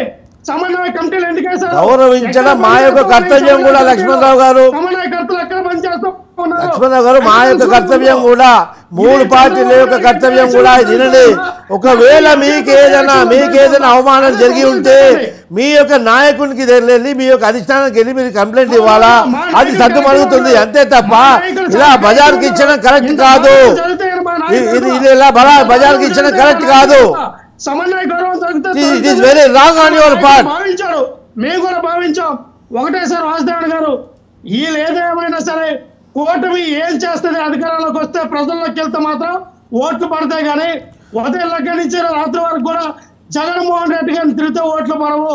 మేము ఇప్పటి వరకు కూడా జనసేన బీజేపీ టీడీపీ మేనిఫెస్టో తెలియదు, అసలు మేనిఫెస్టో ఏముందో తెలియదు, ప్రజలకి మేనిఫెస్టోని ఎలా తీసుకెళ్తారో తెలియదు. ఏం చూసి ప్రజలు ఓట్లు వేస్తారు? ప్రజలకి ఏం చూసి అంటే మీ పరిపాలన చంద్రబాబు నాయుడు గారు 14 సంవత్సరాల పరిపాలన చూశారండి, కానీ మళ్ళీ అధికారంలోకి వస్తే అంతకన్నా బాగా ఏం పరిపాలిస్తారు? ఇంతకన్నా బ్రహ్మాండం పగలదీసేలాగా పరిపాలన చేతికి వచ్చేంత వరకు ఓపిక పట్టనా? అనవసరం తొందరపడి అనవసరంగా మాట్లాడకండి. లక్ష్మణరావు గారు నిన్నటి వరకు జగన్మోహన్ రెడ్డిని తిట్టినటువంటి మీరు ఈ రోజు జగన్మోహన్ రెడ్డి తిట్టేసరికి మీకేదో కోపం వస్తుంది. జగన్మోహన్ రెడ్డి గారిని తిడితే నాకెందుకు కోపం వస్తుందండి? నేను జనసేన పార్టీ నాయకుడిని అయితే జగన్మోహన్ రెడ్డిని తిట్టుకుంటే నాకే అవసరం? ఇప్పుడు మీ మీద ఊహాగానాలు వస్తున్నాయి, మీరు జనసేన పార్టీలో చేరబోతున్నారని చెప్పి ఊహాగానాలు వస్తున్నాయి, నిజమా కాదా చెప్పండి? ఆల్రెడీ జనసేనలోనే ఉన్నారండి. వైసీపీ పార్టీలో నేను నామినేషన్ వేస్తున్నా, నేను రెబల్ గా పోటీ చేస్తూ ఉన్నా, నేను అది చెప్పాను, అది గుర్తుపెట్టుకోండి. మీరు రెబల్ గా పోటీ చేస్తున్నారు, వైసీపీలో చేరుతలేరా మీరు? సార్ ఒకటి ఏఎస్ రావు గారు, భవిష్యత్తులో రాజకీయాల్లో ఏమైనా జరగవచ్చు, జాయిన్ అయితే జాయిన్ అవుతాం, తప్పే ఉంది. నాకు నిజంగా నాకు రాజకీయ భవిష్యత్తు అది చెప్పండి మరి. ఉందంటే రేపే జాయిన్ అవుతా, రేపే జగన్మోహన్ రెడ్డి గారి సమక్షంలో కొండ వేసుకుంటా, తప్పే ఉంది. అదే కదా, ఇప్పుడు మీ యొక్క మార్పుకు మీ యొక్క ఈ యొక్క బాడీ లాంగ్వేజ్కి డిఫరెన్స్ ఏంటంటే అదే కదా, జగన్మోహన్ రెడ్డి యొక్క ఇన్ఫ్లుయెన్స్ మీ మీద వచ్చేసింది కాబట్టి మీ యొక్క బాడీ లాంగ్వేజ్ మారింది. లక్ష్మణరావు గారు వచ్చిన వాళ్ళమే, ప్రజాసేవ చేయడానికి వచ్చిన వాళ్ళమే, అందరం కూడా రాజకీయాల్లో ఆ విలువతో కూడుకున్న రాజకీయాలు చేయడానికి వచ్చిన వ్యక్తులమే, ప్రజలకి ఎంతో కొంత సేవ చేయాలని వచ్చిన వ్యక్తులమే. రాజకీయ భవిష్యత్తు ప్రతి ఒక్కరు కూడా కోరుకుంటారు, ప్రతి ఒక్కరు కూడా అసెంబ్లీలోకి వెళ్ళాలి, మన వాయిస్ వినిపించాలని ప్రతి ఒక్క రాజకీయ నాయకుడికి ఉంటుంది. మీకు లేదా? బాలకోట గారికి లేదా? అలాగే మన లక్ష్మణరావు గారు ప్రజాస్వామ్యాన్ని కాపాడాలని చెప్పేసి మూడు పార్టీలు కూడా ఒక మెట్టు దిగి తమ క్యాడర్లని త్యాగాలు చేసి కూడా మూడు పార్టీలు కలయికగా ముందుకెళ్తున్నాయి. దాన్ని అర్థం చేసుకోవాలా.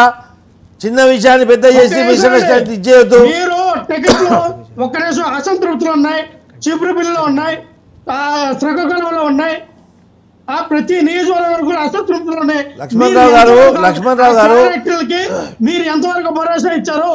ఇప్పుడు ఒక మూడు పార్టీలు కలిసి పోటీకి వెళ్తున్నారు. కొంచెం కమ్యూనికేషన్ గ్యాప్ వచ్చినట్టు దానికి మీ అలా వచ్చినటువంటి ఇబ్బందులు మీ అధిష్టానం దృష్టికి తీసుకెళ్ళండి కదా. మీరు బయటకు వచ్చి రచ్చ చేయడం ఎందుకు? బీజేపీ జనసేన పార్టీని మీకేమో బానిసలాగా పనిచేయాలా? బానిసలు ఎవరు చెప్పలేదు లక్ష్మణరావు గారు. బానిసల మాట అవసరం లేదు.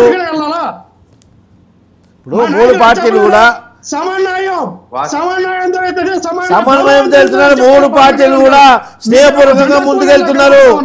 మీకు మీ నియోజకవర్గంలో మీకు సంబంధించి ఏదైనా కమ్యూనికేషన్ గ్యాప్ జరిగి ఉంటే మీ అధిష్టానానికి వినవించుకోండి.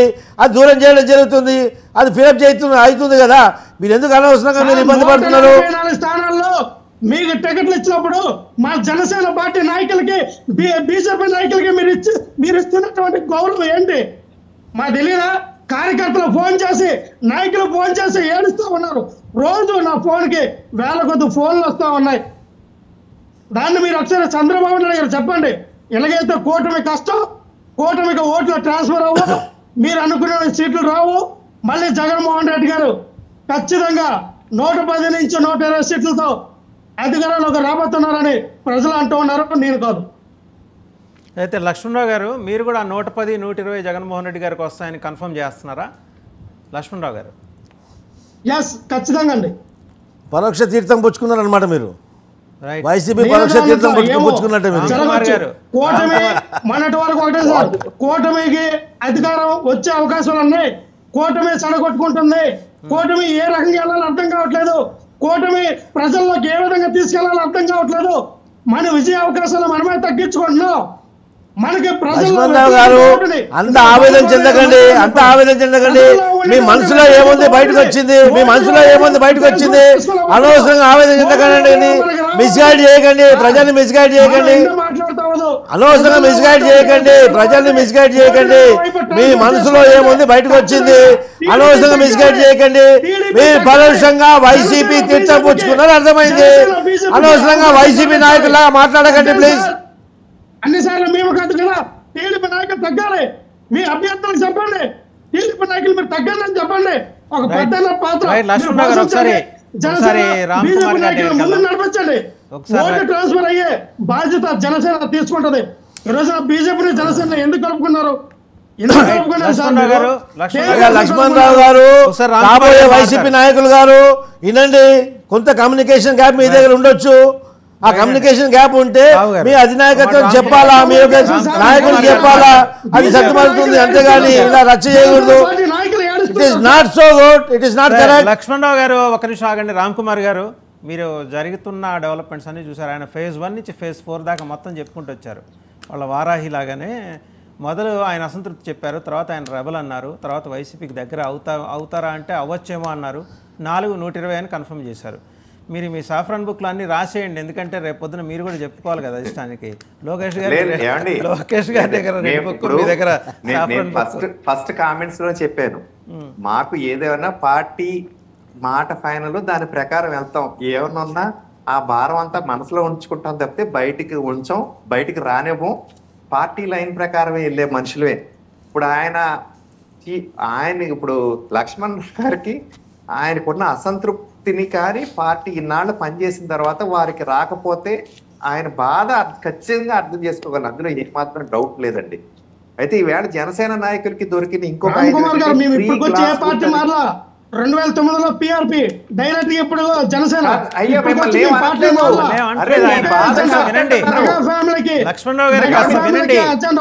బాధ కరెక్ట్ అంటున్నానండి లక్ష్మణరావు గారు.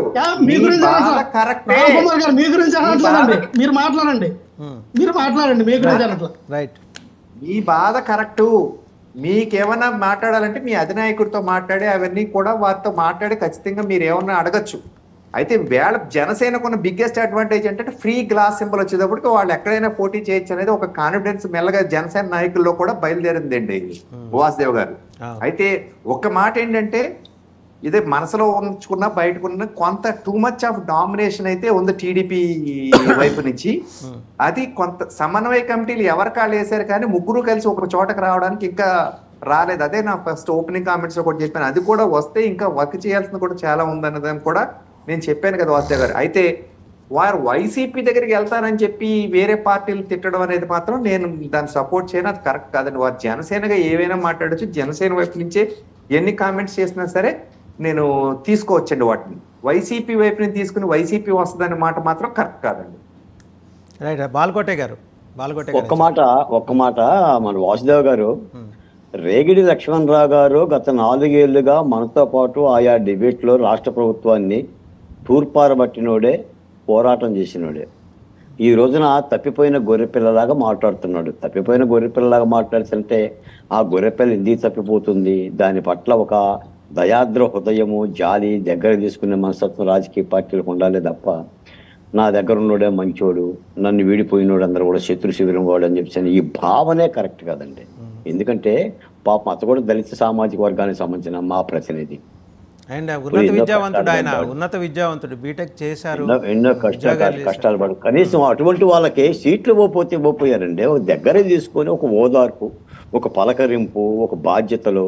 ఇప్పుడు నచ్చిన వాళ్ళకేమో అందలాలు ఎక్కిచ్చేసి నచ్చిన వాళ్ళందరికీ కూడా ఉండిపోతే అనే ధోరణి కూడా ఏ రాజకీయ ధోరణి ఈ రోజున లక్ష్మణరావుకి, రేపొద్దున వాసుదేవ్ గారికి, రేపొద్దున రామారావు గారికి అసలు ఈ ధోరణి కరెక్ట్ కాదంటున్నా. ఎందుకంటే పిఆర్పీ దగ్గర నుంచి ఆయన పనిచేశాడు, ఎంతో సాక్రిఫైస్ చేశాడు, అతనో ఇబ్బందులు పడ్డాడు, మనం ఎన్ని కష్టాలు పడలేదు సార్.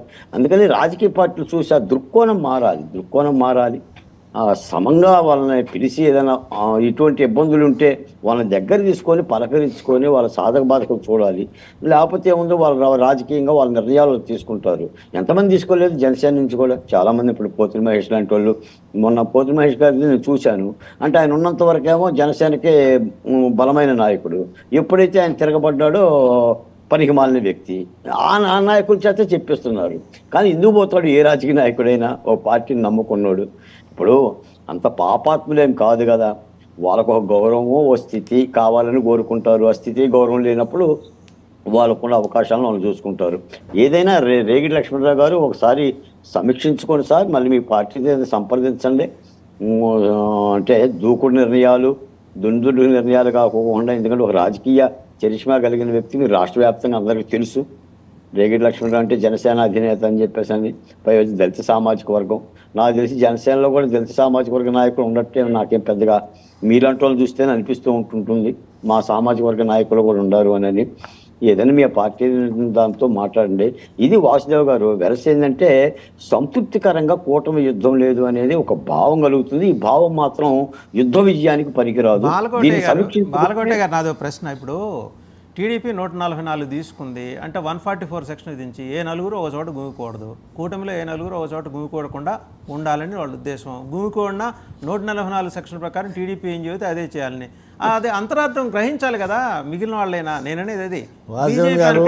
మీకు టీడీపీ చెప్పకండి, 144 తీసుకుంది 144 సెక్షన్ తో పోల్చారు వాసు గారు.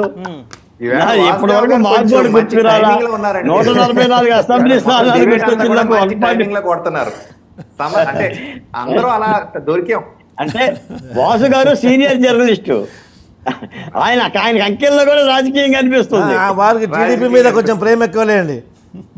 టీడీపీ అంటే కొంచెం ప్రేమ ఎక్కువ. ఏ నలుగురు ఒక చోట గుమికూడకూడదు. గుమికూడితే 144 సెక్షన్ ప్రకారం నిషేధాజ్ఞలు అతిక్రమించినందుకు గాను చర్యలు తీసుకుంటాము. అది మనం చిన్నప్పటి చదువుకుంటున్నాం మనం. తెలుగుదేశం పార్టీ 144 సెక్షన్ ఏమో, మరి వైసీపీ పార్టీ కర్ఫ్యూ.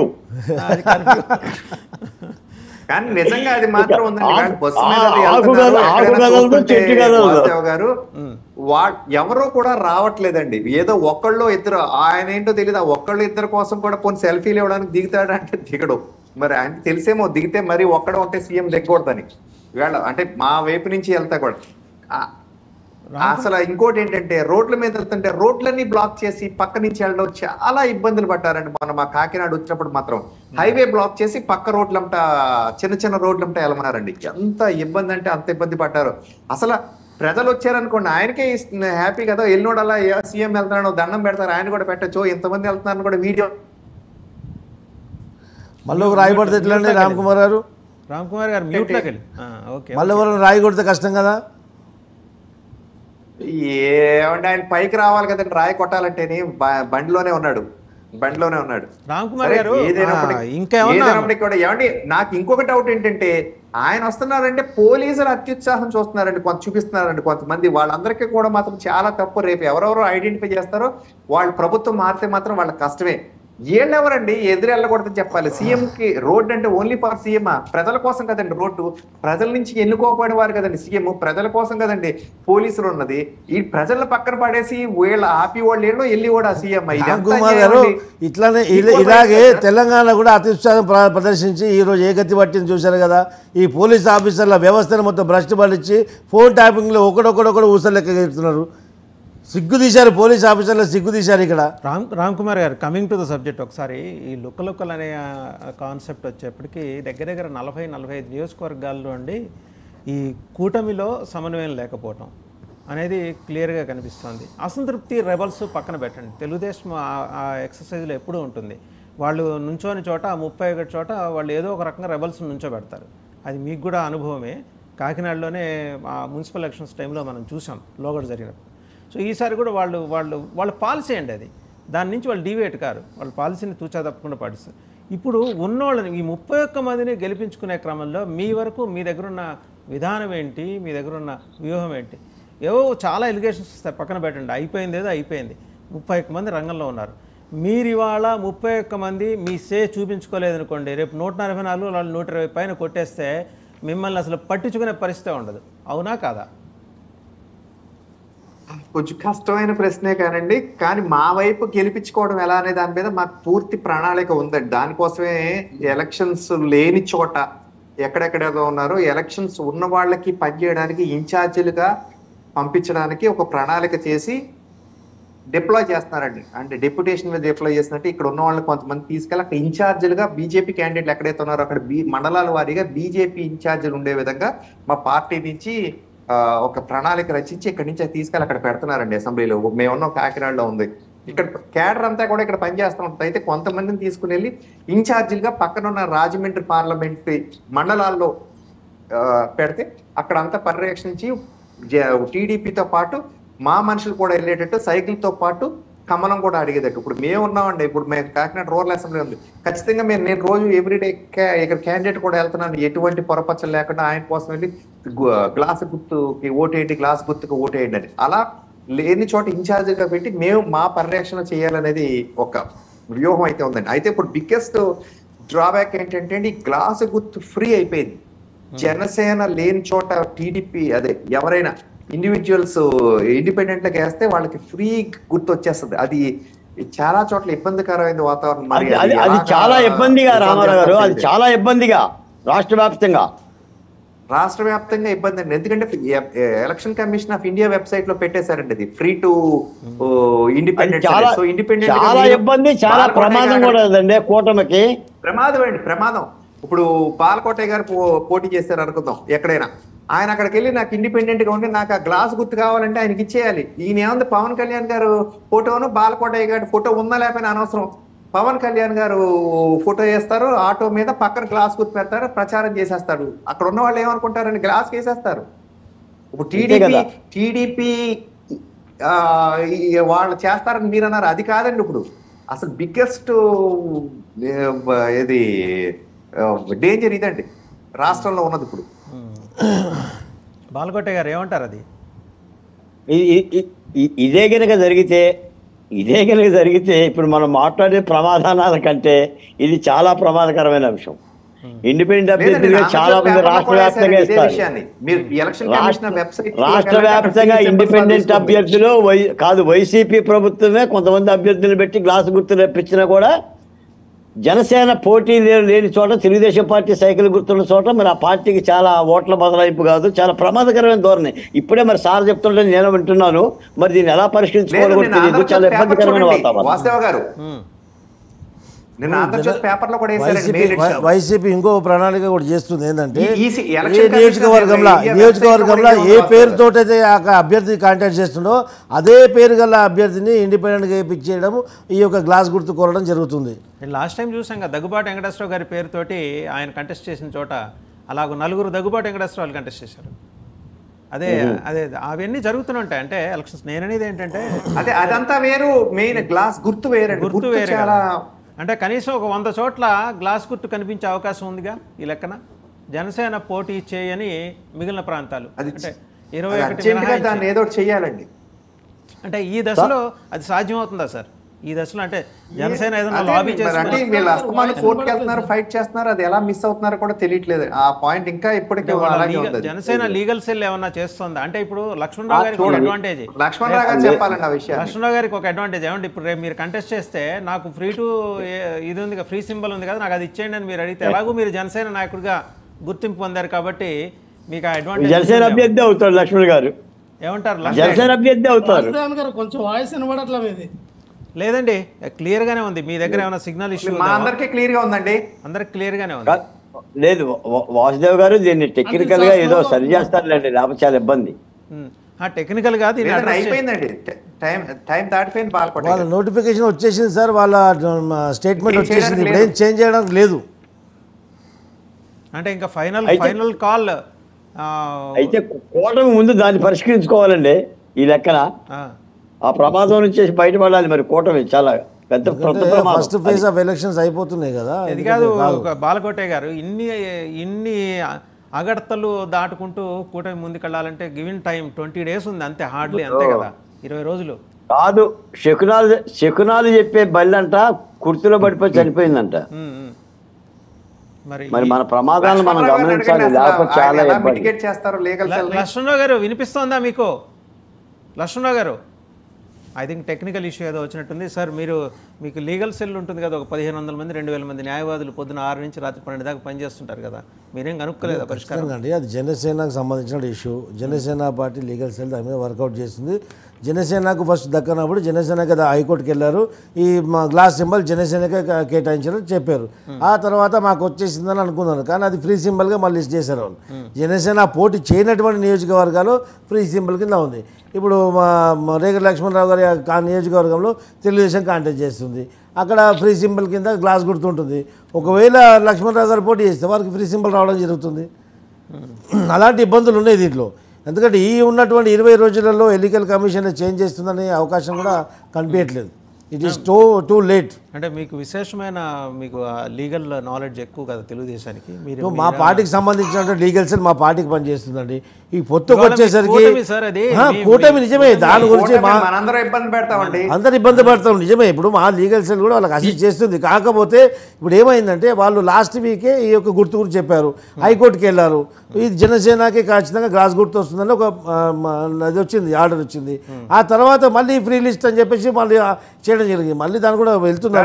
కానీ ఎంతవరకు ఇది వాసుదేవ్ గారు మొన్న రీసెంట్ హైకోర్టులో కూడా మిస్టేక్ ఏంటి తెలుసండి, వాసుదేవ గారు కోర్టుకు వెళ్ళారు, నా గ్లాస్ గుర్తు ఇవ్వండి. రామ్ కుమార్ కోర్టుకు వెళ్ళాడు, గ్లాస్ గుర్తు ఇవ్వండి. వాసుదేవ గారు ఏమన్నారంటే నేను ముందు అడిగాను గుర్తు అన్నారు.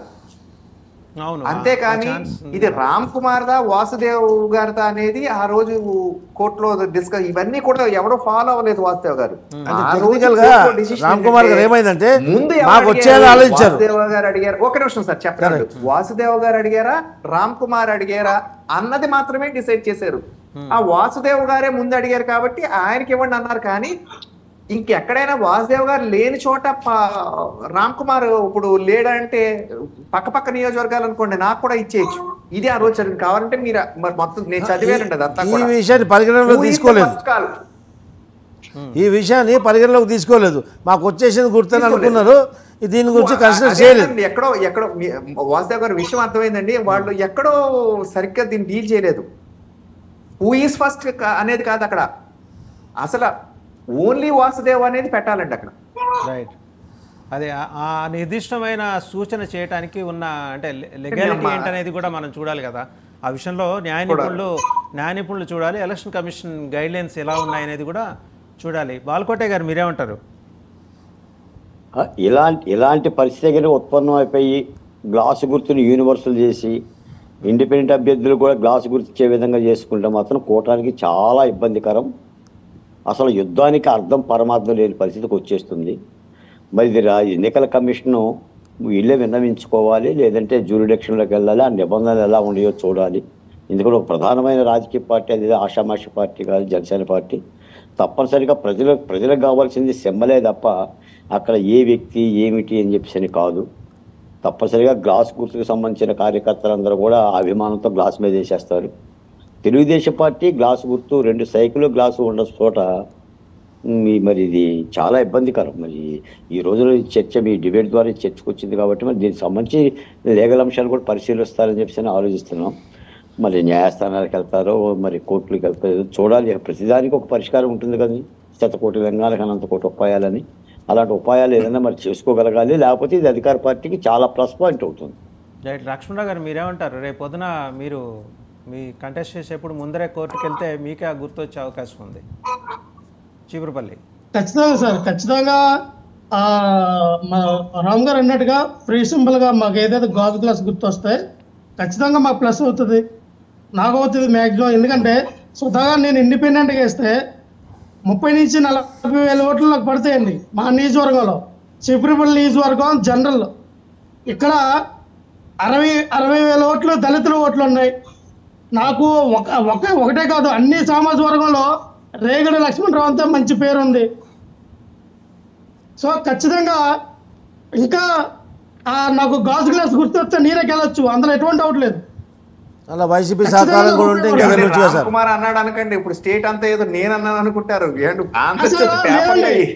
అన్నిదేనంటే ఖచ్చితంగా మీరు అన్నారని కాదు, అన్నిదేనంటే గాజు గ్లాస్ గుర్తు అనేది ఫ్రీ సింబల్ గా ఉంది. ఖచ్చితంగా రేపొద్దున నామినేషన్ వేసినప్పుడు నాకు అది వస్తే నా విజయం నల్లారి మీద నడికే. ఖచ్చితంగా నేను గెలవబోతా ఉన్నా. ఇండిపెండెంట్ చేస్తేనే 30 నుంచి 40 వేల ఓట్లు పడే స్థాయి వ్యక్తిని నేను. ఖచ్చితంగా గాజు గ్లాస్ గుర్తయితే ఖచ్చితంగా గెలుస్తాను, అందులో ఎటువంటి డౌట్ లేదు. గెలిస్తే మీరు మళ్ళీ జనసేనలోకి తీసేసుకుంటారండి, మిమ్మల్ని ఏమి తోసేరు పక్కకి.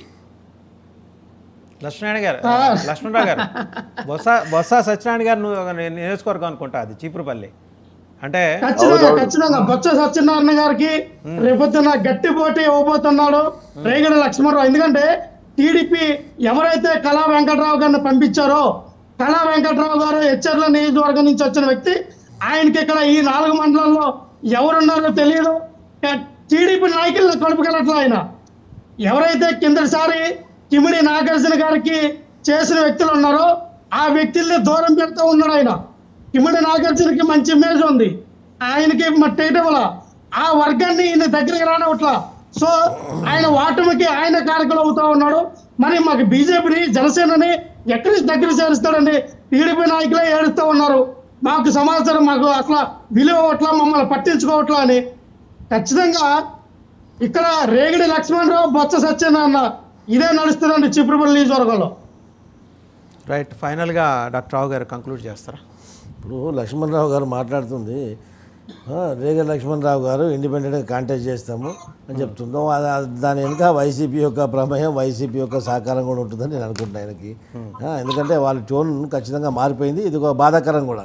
ఎందుకంటే మనతో పాటు ఆ అధికార పార్టీ పైన అనేక డిబేట్లలో పోటాపోటీగా హోరాహోరీగా ఆయన గల్లమెత్తారు, మనం చూస్తున్నాం. కానీ ఇలాంటి వ్యక్తులు కూడా పోవడం అది మంచిది కాదు. It is my personal advice. Regadi Lakshmana Rao గారు, ఇలాంటి కమ్యూనికేషన్ గ్యాప్స్ ఉంటాయి, మీ యొక్క అధిష్టానానికి సంప్రదించండి. ఇప్పుడు ఇలాంటి సమయంలో పార్టీకి మనం ద్రోహం తలపెట్టిన వాళ్ళం అవుతాం. ఎందుకంటే అనేక అంశాల్లో నేను కూడా ఒకసారి పోటీకి వచ్చి బీఫామ్ చేతికి వచ్చిన తర్వాత కూడా పొత్తు ద్వారా వేరే క్యాండిడేట్కి ఇవ్వడం జరిగింది. అయినప్పటికీ కూడా పార్టీలోనే ఉన్నాం. కొన్ని ఇలాంటి సంఘటనలు కొన్ని ఉంటాయి, బయటికి కొన్ని చెప్పలేని ఉంటాయి. అలాంటి విషయాల్లో పార్టీకి విధేయులన్న వాళ్ళు బయటికి బజారుకి ఇచ్చి పార్టీ పరువు తీసే విధంగా మీరే మాట్లాడండి సార్. కళా వెంకటరావు గారి మీద నేనే వాకప్ చేసింది ఏంటంటే, హెచ్చర్ల నియోజకవర్గంలో దళితులు అంటే దగ్గరికి రానివ్వడంట, మరి ఇక్కడికి వచ్చి అదే పని చేస్తూ ఉన్నాడు ఆయన. ఎలా వేస్తారండి ఓట్ల ఆయనకి? అంటే దళితులంతా అంత చిన్న చూప మీకు? అలా చిన్న ఆయన తగ్గించుకోమని చెప్పండి. లక్ష్మణరావు గారు తెలుగుదేశం పార్టీ ఎప్పుడు ఏ వర్గాన్ని ఏ సామాజిక వర్గాన్ని దూరం పెట్టుకోలేదు, ఏ సామాజిక వర్గాన్ని దూరం చేయలేదు. అది గుర్తుపెట్టుకోండి. ఒక వ్యక్తి చేసినంత మాత్రాన ఆ మొత్తం పాపం పార్టీ కంటేయకూడదు. వినండి, చెప్పండి, ఇక్కడ వినండి. ఒక విషయం వినండి. ఒక క్షేత్రస్థాయిలో ఒక ఇబ్బంది ఉంటే, ఒక సమస్య ఉంటే అధిష్టానాన్ని తీసుకెళ్ళండి.